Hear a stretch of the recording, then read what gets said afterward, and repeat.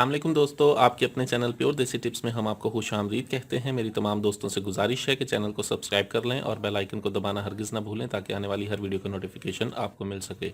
दोस्तों, आज का हमारा जो नुस्खा है वैसे तमाम तर अफराद के लिए है जिन्होंने अगलामबाजी से या मुश्त जनी की वजह से अपने नफ्स का बेड़ा गर्क किया हुआ है। नफ्स की तमाम तर रगें ब्लॉक हो चुकी हैं, बेजान रगें हो गई हैं, बिल्कुल ब्लॉक हो गई हैं रगें। नफ्स में जो है खून का जो दौरान खून है वो सही तरह से नहीं हो रहा, नफ्स में खून की सर्कुलेशन सही नहीं हो रही, नफ्स में इंतशार नहीं आता, नफ्स अंदर की तरफ धुस गया है, नफ्स में बहुत ज़्यादा ढीलापन आ गया है, नफ्स में सख्ती नहीं रही, नफ्स पे पतला हो गया है, पेंसिल नुमा हो गया है। तो ऐसे तमाम तर अफराद इस नुस्खे को इस्तेमाल करके अपने नफ्स की तमाम तर खराबियों का अजाला कर सकते हैं। इस नुस्खे में 4 बहुत ज़बरदस्त चीज़ों का हम इसने इस्तेमाल करना है जो रॉड को बहुत ज़्यादा ताकत देता है, नफ्स की तमाम ब्लॉक रगों को खोलता है, बेजान रगों में जान पैदा करता है, नफ्स के पट्टों को मजबूत करके इसमें सख्ती लाता है, लंबा करता है, मोटा करता है। सबसे पहले हम इसमें जो चीज़ इस्तेमाल करेंगे जावित्री है। जावित्री का हमने इसमें इस्तेमाल करना है 2 तोला। खरातीन है हमारे पास, खरातीन का भी हम इसमें इस्तेमाल करेंगे 2 तोला। अक्कड़ करा हमारे पास है, अक्कड़ करा का हमने इसमें इस्तेमाल करना है 2 तोला और 2 तोला ही हम इसमें 5 जड़ का इस्तेमाल करेंगे। हमने करना यह है कि सबसे पहले हमने 5 जड़ को और खरातीन को अलग-अलग कूटना है और कूट कर इनको बिल्कुल मिसले में 10 सफ़ूफ़ बनाना है। मिसले में 10 सफ़ूफ़ बनाने के बाद आपने इन्हें अलग-अलग रख देना है।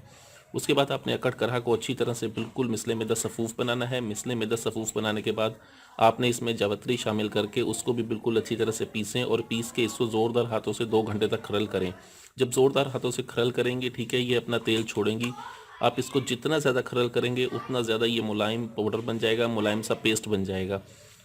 कोशिश करें कि खरल करें ज़ोरदार हाथों से और जितना ज़्यादा हो सकता है 2 घंटे से भी ज़्यादा आप इसे खरल कर लें।